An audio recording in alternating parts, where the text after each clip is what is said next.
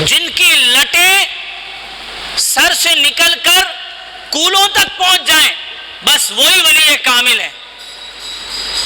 جو کئی عرصہ غسل نہ کرتے ہوں، جو ایک نماز بھی نہ پڑھتے ہوں، بس وہی ولی کامل ہے۔ جن کے ہاتھوں میں کئی انگوٹیاں ہوں، وہی ولی کامل ہیں۔ جن کے ہاتھوں میں بڑے بڑے کڑے پہنے ہوں، بس وہی ولی کامل ہیں۔ تلاش کیا جاتا ہے کس کے ہاتھ میں کڑے زیادہ ہیں، کس کے ہاتھ میں انگوٹیاں زیادہ ہیں، کس کے بال کتنے لمبے ہیں، جتنے لمبے بال اتنا بڑا ولی۔ العیاذ باللہ، الامان والحفیظ۔ حضور لال شہباز قلندر رحمۃ اللہ تعالی علیہ کے بارے میں آپ نے سنا ہے۔ آج جس کو دیکھو اس سے کہا جائے کہ بھائی یہ ہاتھوں میں کڑے پہنے، یہ شرعاً جائز نہیں ہے، اور جب تک شریعت پر عمل نہ کیا جائے بندہ ولی بن نہیں سکتا۔ تو یہ جو تم نے ہاتھ میں کڑے پہنے ہیں اور 10 انگوٹیاں چڑھا رکھی ہیں، کیا بات ہے؟ کیوں؟ شریعت میں منع ہے، یہ جائز نہیں۔ بولے مولانا صاحب ہم سے نہ کہیے، ہم تو قلندری لوگ ہیں، ہم تو مولائی ہیں، آپ ہم سے بات نہ کریں۔ اچھا جناب، لال شہباز قلندر کیا تھے؟ بہاؤالدین زکریا یونیورسٹی کا نام سنا ہے؟ پنجاب میں ملتان میں ہے بہاؤالدین زکریا یونیورسٹی۔ یہ اس سے پہلے ایک جامعہ تھا جہاں درس نظامی کی تعلیم دی جاتی تھی۔ بہاؤالدین زکریا یونیورسٹی جو جامعہ بہاؤالدین زکریا ملتانی تھا، ملتان شریف میں، لال شہباز قلندر رحمۃ اللہ تعالی علیہ اس جامعہ میں، بہاؤالدین زکریا ملتانی علیہ رحمہ کے جامعہ میں لال شہباز قلندر رحمۃ اللہ علیہ درس نظامی پڑھایا کرتے تھے، عالم کورس پڑھایا کرتے تھے، اور فتویٰ نویسی کیا کرتے تھے، یعنی فتوے دیا کرتے تھے۔ اور آج اگر کوئی مفتی بن جائے تو قوم اسے ولی ماننے کو تیار نہیں۔ قوم کہتی ہے یار یہ تو عالم ہے، یہ تو مفتی ہے، یہ تو مسجد کا امام ہے، یہ کیسے ولی ہو سکتا ہے؟ ولی تو وہ ہو سکتا ہے جو نہائے نہ، جو بال لمبے رکھے، جو گندے کپڑے پہنے، جس کے ہاتھوں میں انگوٹیاں زیادہ ہوں، ولی وہ ہو سکتا ہے۔ تو لال شہباز قلندر اپنے وقت کے بہت بڑے مفتی، شیخ الحدیث، شیخ التفسیر، شیخ الاسلام تھے۔ آپ کا اس میں گرامی اگر آپ نے کتاب عوام کیا ہے، عوام یہ ہے کہ جناب اگر آپ کتابوں میں پڑھیں حضور لال شہباز قلندر رحمۃ اللہ علیہ کا نام، تو وہاں نام یہ ہوتا ہے حضرت علامہ و مولانا مفتی اسلام مفتی عثمان سید عثمان احمد مروندی رحمۃ اللہ تعالی علیہ، یہ لال شہباز قلندر کا نام ہے۔ اور ہم کس نام سے جانتے ہیں؟ ہم جانتے ہیں لال شہباز قلندر، جا کے ڈھول بجانا ہے، ناچنا ہے، گانا ہے، پیروں میں کڑے اور جھانجریں اور ہاتھوں میں کڑے، ہاتھوں میں انگوٹیاں، بس آج کا ولی یہ ہے۔ جناب ولی کامل وہ ہوتا ہے جو شریعت پر عمل کرنے والا، اور شریعت، اب کسی پیر صاحب کے پاس چلے جائیں، پیر صاحب آپ کو نہیں پتا یہ 4 6 8 10 انگوٹیاں آپ نے پہن رکھی ہیں، یہ شریعت میں جائز نہیں۔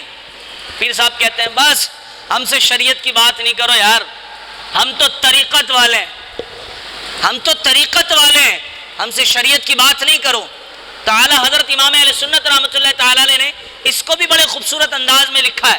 اعلیٰ حضرت فرماتے ہیں کہ انسان سب سے پہلے شریعت پر عمل کرتا ہے، انسان سب سے پہلے شریعت پر عمل کرتا ہے، اور شریعت پر عمل کرنے کے بعد انسان طریقت کے داخلے میں، راستے میں داخل ہو جاتا ہے۔ جب تک شریعت پر عمل پیرا نہ ہو انسان طریقت میں داخل نہیں ہوتا۔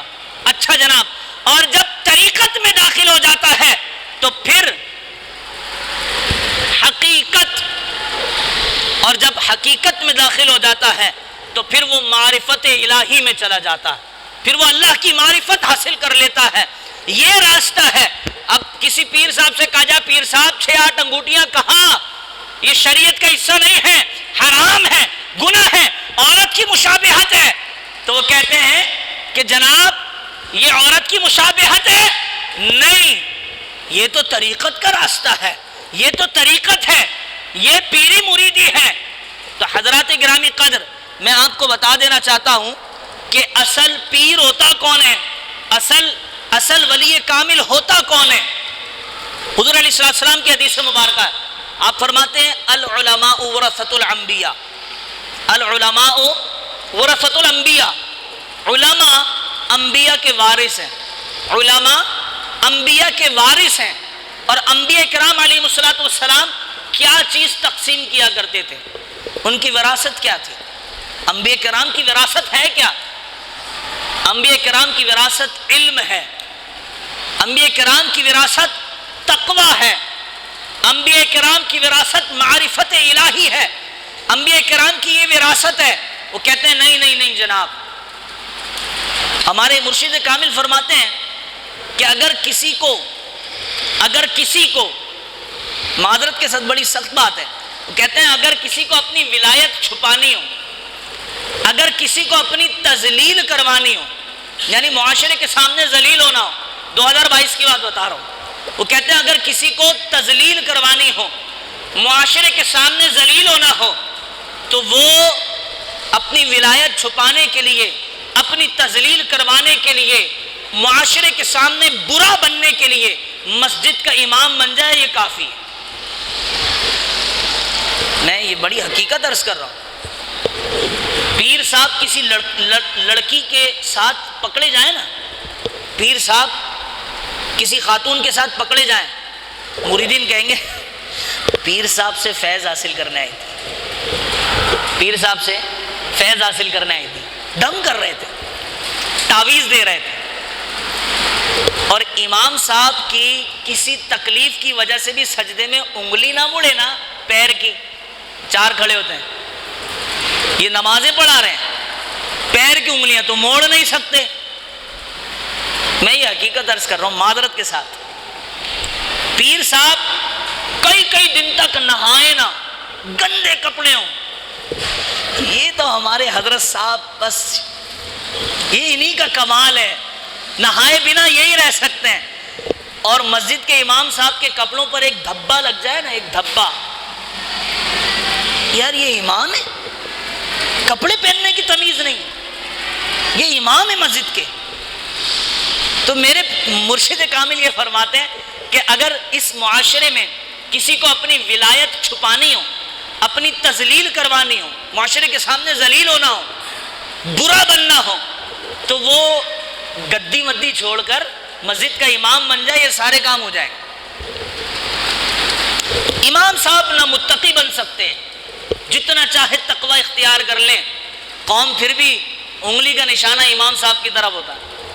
اپنے بارے میں بات نہیں کر رکھے آپ امام صاحب آج لگے ہاتھوں اپنی، نہیں، یہاں تو الحمدللہ معاملہ اچھا ہے، لیکن یہ ایک معاشرے کی حقیقت ہے کہ ہماری فیلڈ ہے نا، پیر صاحب کچھ بھی ہو جائے بھائی، پیر صاحب تو پیر صاحب ہیں، شریعت پہ عمل کریں یا نہ کریں بھائی، پیر صاحب تو پیر صاحب ہیں۔ اور امام صاحب نمازیں پڑھا کے بہترین انداز میں گلا صاف کر کے قرات کر رہے ہیں، بہترین قرآن پڑھنا جانتے ہیں، یار یہ اللہ کا ولی نہیں ہو سکتا۔ کیوں نہیں ہو سکتا؟ یہ امام صاحب ہے نا، یہ امام صاحب ہے الامان والحفیظ۔ یہ ہمارے معاشرے کی ایک حقیقت ہے۔ حالانکہ شریعت مطہرہ پر عمل کرنے، ولی بننے کے لیے یہ شرط ہے، شرط اولین شرط ہے ولی بننے کے لیے کہ اس شخص کا عالم دین ہونا لازم ہے۔ آپ پوچھ لیں کسی پیر صاحب سے، اللہ ماشاءاللہ، سب کے بارے میں بات نہیں کر رہا ہوں کہ ہم خود مرید ہیں کسی پیر کے، تو سب کے بارے میں بات نہیں ہے۔ بہت سارے ہمارے پیران عظام ایسے ہیں جو عالم دین بھی ہیں۔ اب جیسے پیرزادہ ثاقب رضا مصطفی صاحب دامت برکاتہم العالیہ، علامہ سید شاہ عبد الحق قادری صاحب ہیں دامت برکاتہم العالیہ، امیر اہل سنت مولانا الیاس قادری دامت برکاتہم العالیہ، یا یہ جو سیفی سلسلہ ہے آپ کا، نقشبندی سلسلہ، یہاں پر علماء ملیں گے آپ کو پیران عظام، وہ ہر کسی کو پیری بانٹتے نہیں۔ پھر آپ آگے چلے جائیں تو علامہ سعد حسین رضوی صاحب ہیں دامت برکاتہم العالیہ۔ اب یہ لوگ کون ہیں؟ یہ علماء ہیں۔ یہ کون ہیں؟ علماء ہیں اور پیر بھی ہیں۔ اب آپ کو گلی کوچوں میں ایسے پیر ملیں گے کہ جناب بہت ساری برائیاں XYZ A سے لے کر Z تک ساری برائیاں آپ کو پیر صاحب میں ملیں گی، اور مریدین کہیں گے نہیں ہمارے پیر صاحب ان سے بڑا تو، ان سے نیک تو، ان سے کامل تو کوئی ہو ہی نہیں سکتا۔ بہرحال آج چونکہ داتا صاحب رحمۃ اللہ تعالی علیہ کے حوالے سے ہم یہاں پر گفتگو کر رہے ہیں، اور ایک پیر کو کیسا ہونا چاہیے اس کے حوالے سے، تو بھائی پیر بنانے کے لیے بھی کچھ شرائط ہیں۔ اگر آپ کو کسی کو پیر بنانا ہے تو اس کے لیے کچھ شرائط ہیں۔